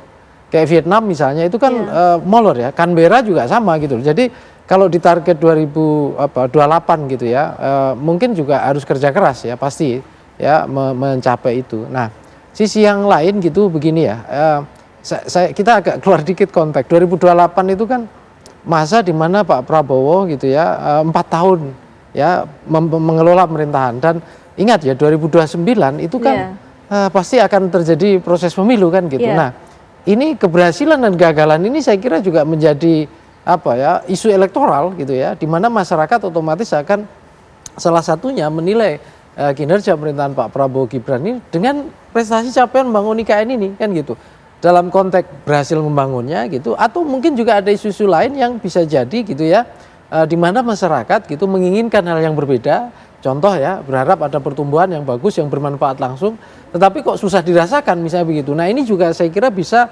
salah satu dilema juga yang akan dihadapi, dan ini juga harus diantisipasi kan gitu. Dalam konteks bahwa ini target-target pemerintahan ya, tetapi tentu saja pasti ada dinamika politik yang menyertainya. Yang itu ketika masuk 2028 bahkan menjelang 2029 saya kira itu akan makin menjadi perhatian pemilih dan perhatian para politisi yang lain kan gitu. Gitu. Ya, Pak Skosin, menurut Anda sendiri bagaimana sesungguhnya yang harus dilakukan oleh DPR untuk memastikan transparansi penggunaan anggaran untuk ibu kota politik ini sendiri? Ya, yang pertama beberapa waktu yang lalu kami khususnya dari fraksi PKB di Komisi 2 mengunderline betul kepada pihak otorita IKN untuk memperbaiki pola komunikasi publik ya. Karena bagaimanapun proyek IKN ini bagian daripada center of attention ya. Jadi salah satu proyek pemerintah yang mendapatkan atensi cukup tinggi dari masyarakat. Benar yang disampaikan Prof. Nyarwi tadi, ini seperti ibaratkan meniti di pinggir jurang seperti itu. Jika ini kemudian berhasil akan menjadi legacy tidak hanya bagi kita secara nasional tapi di mata internasional juga akan menjadi satu kebanggaan tersendiri. Tapi di sisi yang lain jika ini kemudian tidak berhasil, lah ini akan menjadi catatan kelam dalam sejarah politik kita seperti itu. Tapi saya coba ingin menyampaikan satu optimisme dari apa yang sudah berjalan setidaknya hampir 1 tahun ini pemerintahan Presiden Prabowo ini berjalan. Secara postur anggaran, kemudian secara progres di lapangan, sejauh ini alhamdulillah on track lah. Setidaknya kita melihat progress report baik yang dilaporkan secara formal ke kami di Komisi 2 oleh otorita IKN maupun secara pengamatan lapangan seperti itu. Bahwa kemudian ada negatif impact ataupun positif impact itu suatu keniscayaan lah pasti. Karena bagaimanapun proyek mercusuar sebesar IKN ini tidak mungkin kemudian dalam 1-2 tahun akan terasa impact baik dalam sisi ekonominya, dalam sisi sosial maupun infrastrukturnya. Tapi saya ingin menyampaikan bahwa di negara-negara besar yang lain yang sudah berjalan sebelumnya, termasuk diantaranya yang terdekat itu di negara Malaysia ketika dari Kuala Lumpur pusat pemerintahnya kemudian pindah ke Putrajaya. Kebetulan saya pernah 2 tahun di sana, belajar di sana, itu tidak secepat secara politik seperti yang ada di Indonesia. Ini masuk hitungannya sangat cepat sekali. Di satu sisi ini satu kebanggaan, tapi di sisi yang lain harus ada kehati-hatian, artinya pihak otorita IKN ini secara kreatif menyampaikan progress report kepada publik, agar publik ini tahu duduk sebenarnya ini IKN sampai di mana sih, memakan anggaran berapa, kendalanya apa, solusinya seperti apa. Jangan kemudian syak prasangka atau asumsi-asumsi liar yang justru diproduce oleh pihak-pihak dalam tanda kutip yang tidak bertanggung jawab. Ini kan akan mengganggu trust level publik kepada pemerintah. Jadi sekali lagi apa yang ingin kami sampaikan, salah satu yang kita underline betul di Komisi 2 itu pola komunikasi PR-nya diperbaiki. Kemudian yang kedua, untuk pemerintah ini sedikit menjadi catatan kritis kami, harus bisa menjelaskan apa pemaknaan dari ibu kota negara menjadi ibu kota politik ini, apakah itu bagian dari fase transisi kemudian untuk menuju ibu kota negara atau seperti apa. Karena jangan sampai maksud dan tujuan yang baik ini mengabaikan aspek yuridis dan politisnya. Kita kan tidak boleh kemudian tujuan yang baik itu mengabaikan segala cara. PKB dalam hal ini tegas sebagai bagian dari partai pemerintah ingin mengawal secara konstruktif dan kritis seperti yang juga sering disampaikan oleh Presiden Prabowo. Terakhir Mbak yang ingin kita tegaskan betul di sini, ada banyak kalau tidak salah dalam RKP yang dirilis beberapa hari yang lalu ada 83 program prioritas Presiden Prabowo. Memang kalau kita lihat sekilas ini adalah semangat ambisius ya. Tapi sekali lagi bagi kami ini satu lompatan besar untuk kita dari negara berkembang menjadi negara maju. Apa yang dilakukan oleh Presiden Prabowo diantaranya terkait dengan urusan IKN baik dalam sisi regulasinya, dalam sisi anggarannya maupun komitmen beliau, sekali lagi itu memberikan optimisme kepada kita sebagai anak bangsa bahwa masa depan Indonesia ini semakin terbuka menjadi negara maju seperti itu ya. Baik, optimisme itu juga sesungguhnya perlu kita pertanyakan juga Bang Riza. Apakah target pada tahun 2028 ini menjadi realistis Bang Riza? Ya saya kira ini kan sudah menjadi perencanaan yang lama dan panjang dibahas. Justru hadirnya perpres politik ini menjadi kunci kesungguhan, keseriusan daripada pemerintah. Tadi di awal saya sampaikan, memang ini bukan pekerjaan mudah, tapi dengan hadirnya Perpres 279 ini atau 2025 ini terkait ibu kota politik, itu akan mempercepat proses daripada pembentukan ibu kota pemerintahan dan pada akhirnya ibu kota negara itu sendiri. Jadi dengan demikian dukungan daripada partai politik, daripada parlemen menjadi penting, bahwa hajatan IKN ini bukan hajatan pemerintah semata, tapi menjadi hajatan kita semua, hajatan bangsa Indonesia seluruhnya. Termasuk tadi saya sampaikan para investor, para ekonomi harus memikirkan, kalau pemerintah itu kan sejauh ada komitmen, konsistensi, itu selesai. Tapi sekali lagi, membangun ibu kota bukan sekedar membangun infrastruktur, tetapi membangun sebuah ekosistem. Dan ekosistem itu akan cepat terbangun apabila sektor ekonomi tumbuh. Sementara di sektor ekonomi terlebih investor, itu kan selalu berhitung untung rugi. Kalau pemerintah tidak pernah berhitung untung rugi, sejauh itu baik bagi masyarakat, bagi bangsa, negara, apapun dilakukan, sekalipun memerlukan anggaran yang sangat besar. Tapi bagi sektor ekonomi tidak begitu berpikirnya. Mereka selalu berpikir untung rugi, berapa besar yang harus diinvestasikan, berapa besar uang yang dapat diterima, profit atau untungnya, dan berapa lama. Sehingga dengan demikian pemerintah untuk mendorong sektor ekonomi, para investor dan sebagainya, perlu ada komitmen. Untuk memperjelas komitmen, itulah hadirnya Perpres 79.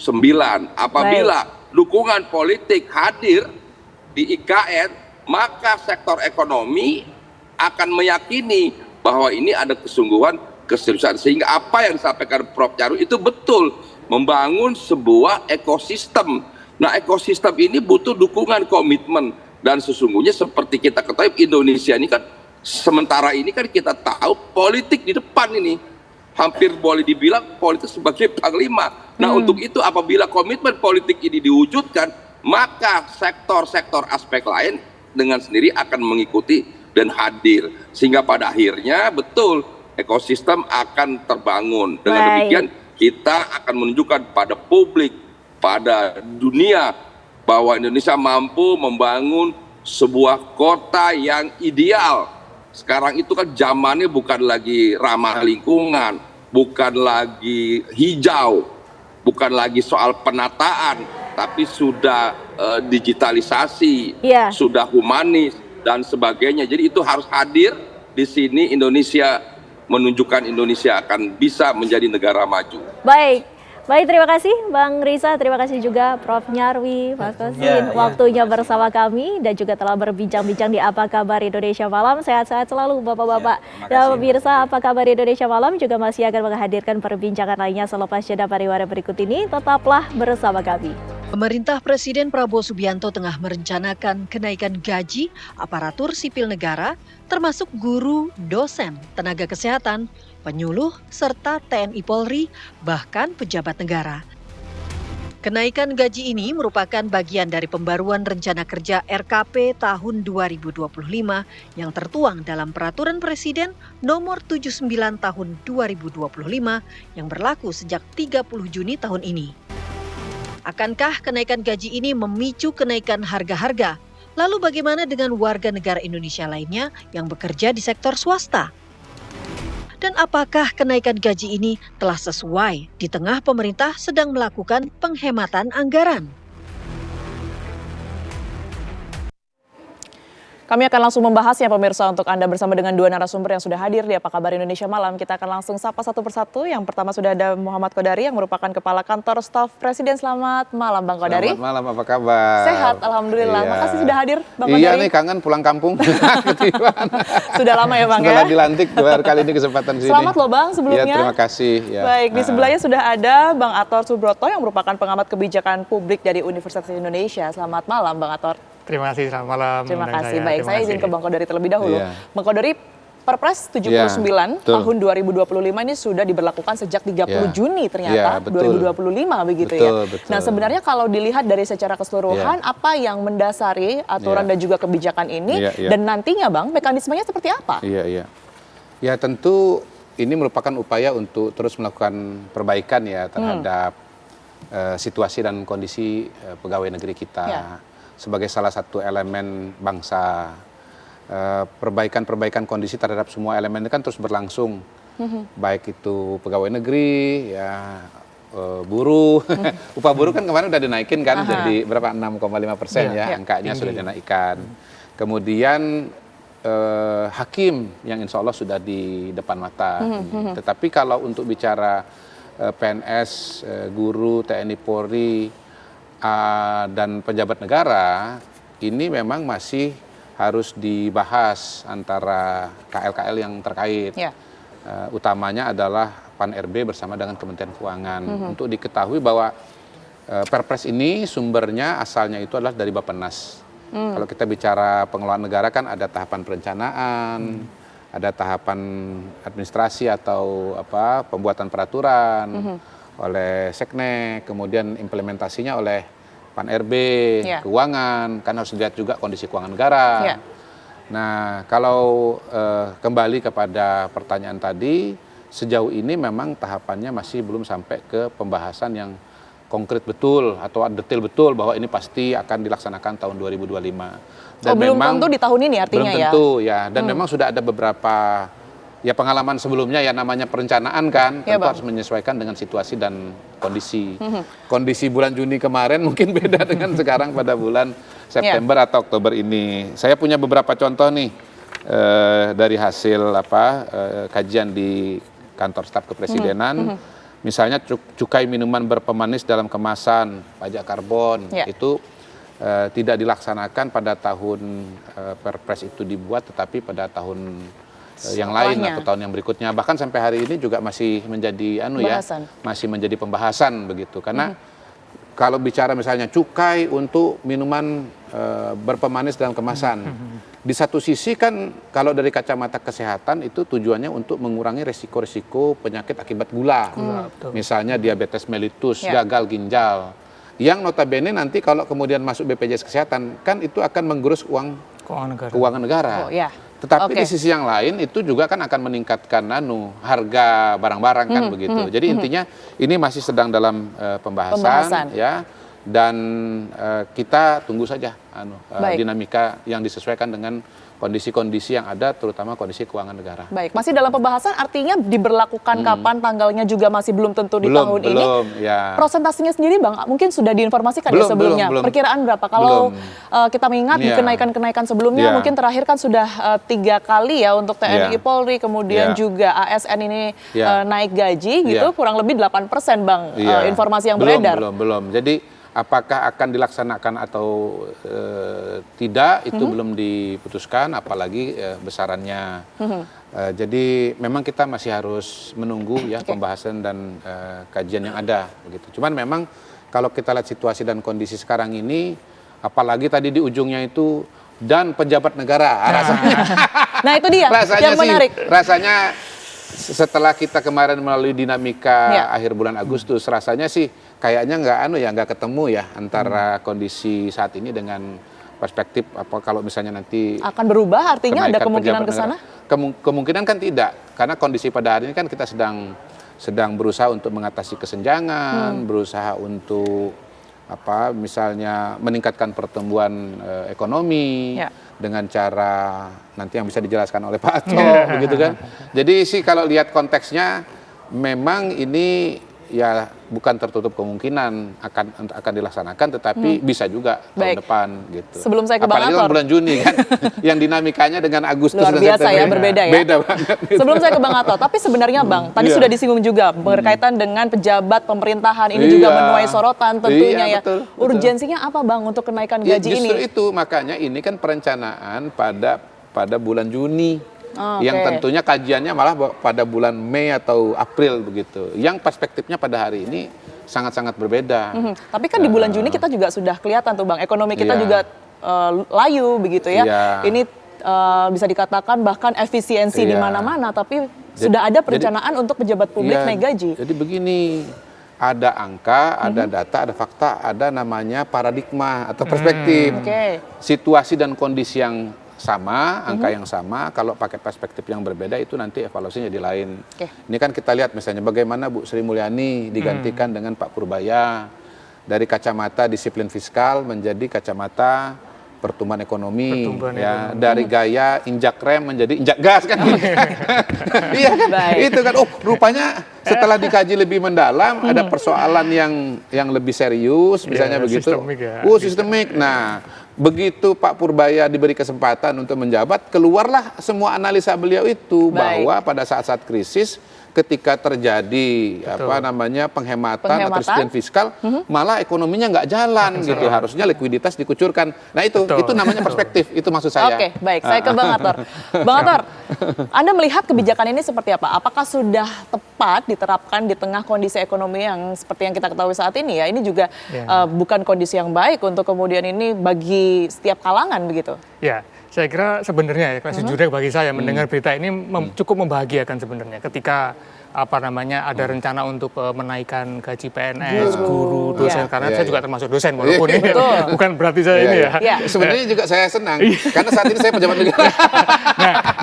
Kata-kata itulah sebenarnya yang dua kata ini sebenarnya cukup mengganggu menurut saya bagi saya dengan kondisi dinamika kemarin yang pernah terjadi dengan ada frase dua kata ini ya pejabat negara ini sebenarnya agak ini. Tetapi dalam kasus mencoba menaikkan sejahtera ini kan sebenarnya lebih direct ya dibandingkan misalkan ketika itu Menteri Keuangan memberikan ke bank. Itu oke juga saya kira karena memang dalam situasi yang sulit ekonomi itu perlu mendorong pertumbuhan dengan memperbesar likuiditas terus sehingga menurunkan suku bunga. Ini sebenarnya menurut saya kalau saya pribadi oke. Itu oke juga langkah ini. Tetapi tidak sedirect ketika menaikkan gaji PNS, TNI, Polri, sektor-sektor tertentu gitu. Nah, ya mungkin kecuali pejabat negara menurut saya seperti itu. Ini sensitif sekali, saya setuju dengan Bang Kodari tadi. Jadi dalam situasi yang seperti ini memang, tetapi dengan kenaikan ini perlu diambil langkah-langkah yang selanjutnya. Nah, ketika likuiditas semakin besar, terus kemudian rupiah di pasar makin besar, tentu akan meningkatkan inflasi. Nah, tetapi dengan inflasi yang tinggi, pemerintah harus menjaga dari sisi lain gitu. Bagaimana mengendalikan inflasi itu supaya tidak lebih besar ketika ada kucuran rupiah. Iya, berarti kan misalkan salah satunya mengurangi biaya produksi misalkan dengan lebih efisien. Bagaimana caranya? Misalkan mempermudah bisnis dan lain seterusnya. Ini penting karena kalau di sini inflasi likuiditasnya itu tinggi, tetapi suku bunganya mulai menurun, tetapi izin bisnisnya itu masih sulit. Nah, menjadi kuncian lagi gitu. Nah, ini yang menurut saya beberapa kebijakan yang perlu diikuti dengan segera ketika kita ingin menyasar misalkan dalam hal ini menaikkan gaji PNS, guru, dosen dan TNI dan Polri misalkan. Tapi resiko terbesarnya kalaupun itu diberlakukan untuk seluruh sektor itu tadi ya, Bang Ator, itu apa sih? Ya, sebenarnya lebih kepada kalau dari sisi kita ya, itu saya kira lebih ke bagaimana mengandalkan inflasi tadi. Karena kemarin sudah ada kucuran dana ke bank, itu begitu besar juga. Nah, ini kan juga akan memicu beberapa hal termasuk salah satunya kenaikan harga. Nah, ketika PNS dan lain sebagainya ini mendapatkan tambahan lagi, tentu inflasi akan naik lagi. Nah, bagaimana ini menjaga agar daya belinya itu tidak berkurang gitu loh dengan dapat uang tapi tetap aja nilai yang didapat itu sama aja. Nah, itu yang perlu dihindari karena tergerus inflasi. Nah, ini menurut saya yang paling berisiko yang harus pemerintah kendalikan. Bagaimana dua sisi ini antara kebijakan untuk mencoba menyasar masyarakat secara langsung dan bagaimana mengatur agar daya beli masyarakat itu juga tidak turun ketika inflasi naik seperti itu. Jadi saya kira ini yang menjadi tantangan yang menurut saya sistemik, tapi tetap bisa dilakukan seperti itu. Tapi kalau menurut Anda dengan adanya kenaikan gaji ini akan langsung berpengaruhkah atau secara signifikan mempengaruhi pelayanan publik, kinerja dalam hal ini akan ke sana juga, Bang Ator? Nah, ya, kita selalu berharap ya ketika memang ada imbal balik yang take home pay yang naik dan sebagainya, kita berharap mereka akan lebih bisa memberikan servis layanan yang lebih baik. Nah, tetapi mungkin itu menjadi sesuatu yang berbeda. Karena seringkali ketika gaji naik dan sebagainya itu tidak langsung juga berdampak kepada kinerja. Nah, ini yang sebenarnya menjadi PR menurut saya. Karena asumsi ekonomi selama ini ketika orang mendapatkan lebih, dia akan lebih bisa produktif misalkan. Tetapi enggak, karena kenapa? Karena skillnya sendiri sebenarnya tidak banyak berkembang gitu, ya kan? Nah, makanya perlu pendekatan sistemik tadi itu. Jadi enggak cukup hanya misalkan menaikkan gaji, tetapi di sisi-sisi lainnya harus paralel. Dari sisi pendidikan, dari sisi kesehatan, karena juga harus sehat ya orang itu bekerja dan produktif, ya kan seperti itu. Jadi ini sistemik sebenarnya. Nah, kita menghindari kebijakan yang misalkan memberikan satu sisi di sini, melupakan yang lain. Nah, sehingga kebijakan yang ini tidak berdampak gitu. Yang menurut saya selama ini terjadi seperti itu. Jadi di sini dinaikkan, tetapi di sini nggak diurus. Oke, jadi fokus di satu sektor aja atau satu permasalahan aja gitu ya, Bang Atar ya. Jadi impact-nya atau leverage-nya itu nggak dapat. Oke, nggak menyeluruh juga. Iya, karena tadi nggak sistemik ya. Nah, ini yang perlu dipikirkan bersama, Bang Uten. Menurut saya seperti itu. Baik, Bang Rodri silakan ditanggapi juga berkaitan juga dengan strategi pemerintah ya agar inflasi ini juga tidak semakin meroket, tidak juga menjadi bumerang bagi Indonesia. Tapi ditahan Bang, usai jeda kita akan kembali untuk Anda pemirsa tetap di Apa Kabar Indonesia Malam. Anda kembali di Apa Kabar Indonesia Malam, pemirsa, dan sebelum saya mengarah ke Bang Kodari, saya akan ajak Anda untuk melihat dan juga mendengar bagaimana kemudian komentar publik berkaitan dengan rencana pemerintah untuk menaikkan gaji TNI Polri, guru, dan juga sejumlah sektor lainnya termasuk juga pejabat publik. Kita akan langsung mengarah ke Rindi yang sudah berada di salah satu lokasi di Jakarta. Selamat malam Rindi, bagaimana tanggapan warga di sana? Ya, selamat malam Windy, Tiara, dan juga pemirsa. Memang 30 Juni 2025 lalu merupakan angin segar begitu ya bagi sejumlah kelompok, terutama ASN yang mana dalam hal ini adalah guru, dosen, tenaga kesehatan, lalu juga TNI Polri, dan juga pejabat negara yang mana Presiden Prabowo Subianto melalui Peraturan Presiden nomor 79 tahun 2025 ini akan menaikkan gaji ASN TNI Polri hingga pejabat negara nanti pada tahun 2025 nih. Dan sekarang saya sudah di kawasan Sudirman untuk menanyakan secara langsung bagaimana tanggapan dari masyarakat. Dan sekarang saya sudah bersama dengan Mas Tegar dan juga Mbak Lydia. Silakan mendekat, Mbak. Silakan mendekat. Iya. Mas Tegar dan Mbak Lydia, kan ini Presiden Prabowo Subianto akan menaikkan gaji ASN khususnya guru, dosen, tenaga kesehatan, lalu juga TNI Polri dan juga pejabat negara. Tanggapannya bagaimana dari Mas Tegar dulu? Kalau tanggapan saya ya, yang pertama menurut saya untuk anggota ASN seperti TNI, Polri dan sebagainya, menurut saya itu tidak perlu untuk dinaikkan gajinya gitu. Karena yang saya tahu mereka sudah mendapatkan tunjangan yang lebih besar dari gaji mereka sendiri. Menurut saya itu. Kalau pendapat saya pribadi untuk penaikan ASN seperti TNI, Polri, dan juga tenaga pendidik, saya sangat setuju. Karena saya mahasiswa pendidikan yang dimana saya tahu ya gaji guru itu berapa, dan menurut saya itu pantas untuk dinaikkan. Lalu saya juga ada sanak saudara yang dimana mereka adalah anggota. Saya rasa ya dengan pengabdian mereka, waktu yang mereka korbankan untuk negara itu sangat pantas untuk mendapatkan kenaikan gaji gitu. Terlebih lagi untuk golongan-golongan rendah. Nah, Mas Tegar dan juga Mbak Lydia, sampai saat ini kan pemerintah masih belum menetapkan secara pasti ya berapa besaran persenannya begitu ya untuk kenaikan gaji nanti. Nah, menurut Mas Tegar dan juga Mbak Lydia, seharusnya berapa persen sih gaji mereka ini dinaikkan khususnya guru dan juga dosen tenaga kesehatan begitu? Kalau menurut saya pemerintah mesti tahu dulu ya berapa gaji mereka ini ya kan sebelum menaikkan gitu. Karena kan setiap guru, dosen, dan tenaga kesehatan itu gajinya tidak ada yang sama, berbeda-beda, itu aja. Kalau dari Mbak Lydia, bagaimana ini?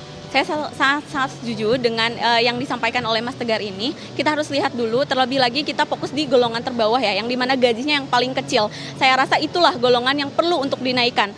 Kalau kita melihat estimasi berapa sih yang pantas, ngelihat dari bentar lagi ya 2026 pasti akan ada inflasi. Menurut saya persenan yang tepat itu sekitar 10-15%, Mbak. Gitu. Baik. Terima kasih banyak Mas Tegar dan Mbak Lydia atas waktu dan kesempatannya. Selamat melanjutkan aktivitas kembali. Ya, Windy, Tiara, dan juga pemirsa, memang sampai saat ini Presiden Prabowo Subianto ataupun pemerintah masih belum menetapkan secara pasti berapa besaran persen kenaikan gaji untuk ASN, terutama untuk guru, tenaga kesehatan, juga dosen, TNI Polri, dan juga pejabat negara. Dan sampai saat ini pun kami masih menunggu bagaimana ketetapan nantinya, dan memang sebagai informasi kembali sepanjang 1 dekade terakhir dari pemerintah ini baru menaikkan 3 kali begitu ya gaji ASN, yakni pada 2015, 2019, dan 2024. Nanti kita akan saksikan bersama-sama bagaimana rencana di pemerintah. Sementara kembali ke studio. Oke, Rindi Salsabila melaporkan langsung dari kawasan Sudirman. Itu tadi kita sudah saksikan pemirsa bersama-sama bagaimana kemudian pro kontra ya. Ini adalah tanggapan dari masyarakat menanggapi adanya rencana kebijakan ini. Saya akan langsung ke Bang Kodari. Bang Kodari mungkin boleh sekaligus ditanggapi dan juga tentunya adanya pro kontra ini meminta pemerintah untuk di-spill lah Bang, ini strateginya untuk kemudian menghindari hal-hal yang tidak diinginkan seperti kenaikan harga pangan, kemudian juga kecemburuan sosial ya antara swasta dan juga sektor-sektor tertentu. Ini seperti apa Bang Kodari?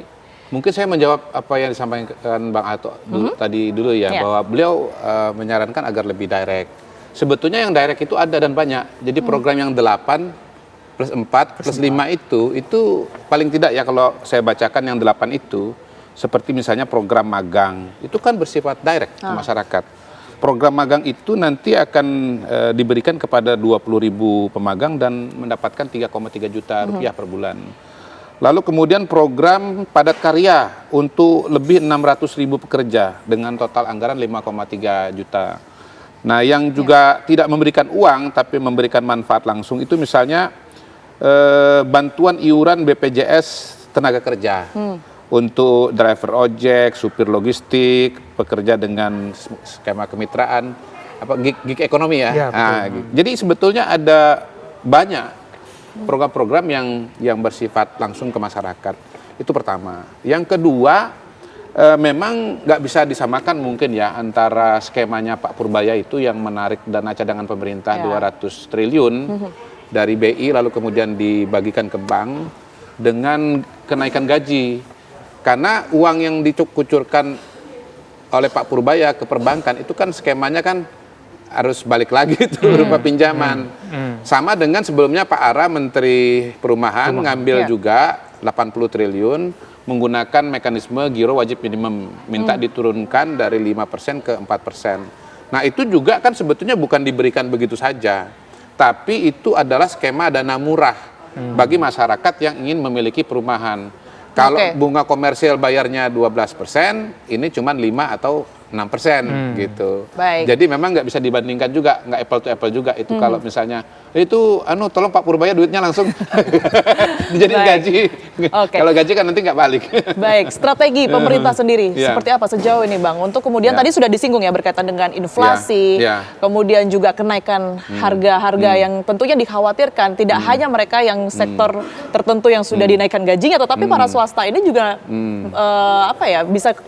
bisa membuka kemungkinan adanya kecemburuan sosial yang ada di swasta. Jadi memang itulah yang menjadi PR bagi sebuah pemerintahan ya, bagaimana dengan berbagai macam kelompok masyarakat yang ada yang semuanya harus dilayani sebaik-baiknya dan seadil-adilnya mengatur skemanya begitu. Dan tidak terhindarkan memang karena keterbatasan keuangan negara, akhirnya kan ada giliran, ada prioritas. Mungkin ASN, PNS, guru, sekarang mungkin belum. Karena kan terakhir tadi kan udah disampaikan oleh reporter Ribuan 2024, jadi relatif baru. Tapi mungkin pada hari ini yang sudah akan berjalan itu hakim, kalau nggak salah jumlahnya 8.000 begitu. Nah itu sudah mungkin karena Pak Prabowo ingin agar reformasi hukum kita betul-betul berjalan dengan optimal kan, jadi hakim-hakim ini diperbaiki kesejahteraannya. Nah kalau soal yang nomor 1 tadi mengenai mekanisme dampak mengendalikan inflasi, mungkin justru Pak Ato yang bisa jangan-jangan memang sudah begitu hukumnya Pak Ato ya. Iya pasti. Begitu uang turun udah pasti naik. Nah itu dia, langsung naikin. Jadi itulah termasuk yang harus dipertimbangkan, bahwa kemudian terima uang lebih banyak, tapi dampak ekonominya kan akhirnya bisa terjadi kemahalan juga. Gitu. Dan itu adalah sebuah siklus yang tidak otomatis kemudian ketika dinaikkan akhirnya langsung meningkatkan kesejahteraan sesuai dengan yang diharapkan karena ada implikasi ekonomi lainnya. Apakah nanti dengan adanya kebijakan ini, Bang Kodari, pemerintah ini juga akan terus melakukan pengawasan ya terhadap harga-harga tertentu agar tetap stabil, tentunya untuk menjaga daya beli masyarakat gitu. Pasti. Itu salah satu tugas utama pemerintah kan memang memantau dan mengendalikan harga-harga ya, dan itulah kemudian menjadi salah satu kekuatan dari pemerintahan kita semenjak zaman Pak Jokowi, karena tiap minggu itu ada rapat koordinasi yang dipimpin oleh Kementerian Dalam Negeri dengan kepala daerah seluruh Indonesia. Jadi boleh dilihat bahwa inflasi kita kan memang salah satu yang terendah di dunia, dan negara-negara lain itu banyak yang bertanya, gimana sih jurusnya gitu. Jadi jurus yang ditemukan oleh Pak Jokowi pada masa Pak Jokowi itu dengan rapat koordinasi pengendalian inflasi secara rutin tiap hari Senin oleh Kemdagri itu ternyata sangat bermanfaat untuk melakukan pengendalian inflasi. Tapi ini kan kita bicara pengendalian inflasi secara umum ya, bukan karena variabel-variabel atau peristiwa tertentu, misalnya kayak kenaikan gaji dan seterusnya. Baik, saya bergeser ke Bang Ator. Bang Ator, sebenarnya untuk menyeimbangkan antara kebutuhan naik gaji sejumlah sektor ini dan juga keterbatasan APBN ataupun juga keterbatasan pembiayaan yang saat ini kita alami seperti apa? Ya, saya kira sih itu menjadi semacam prioritas ya. Sebenarnya pemerintah ingin memprioritaskan sebelah mana. Uang itu kan selalu ada sebenarnya. Nah, ini sekarang mau ditaruhnya di mana? Nah, tentu itu tergantung dengan kebijakan pemerintah ya. Nah, sekarang pro siapa nih kan gitu. Jadi apakah yang tadi direct, ya direct emang cukup banyak, tetapi kan harus semua dapat, kan gitu kira-kira ya. Semua harus mendapatkan. Nah, keadilan itulah yang menurut saya perlu kedepankan juga. Karena memang kalau saya sendiri misalkan sebagai dosen ya, memang ada gaji tetap. Tetapi gaji yang lain, tunjangan dan lain sebagainya itu memang seperti nggak langsung gitu.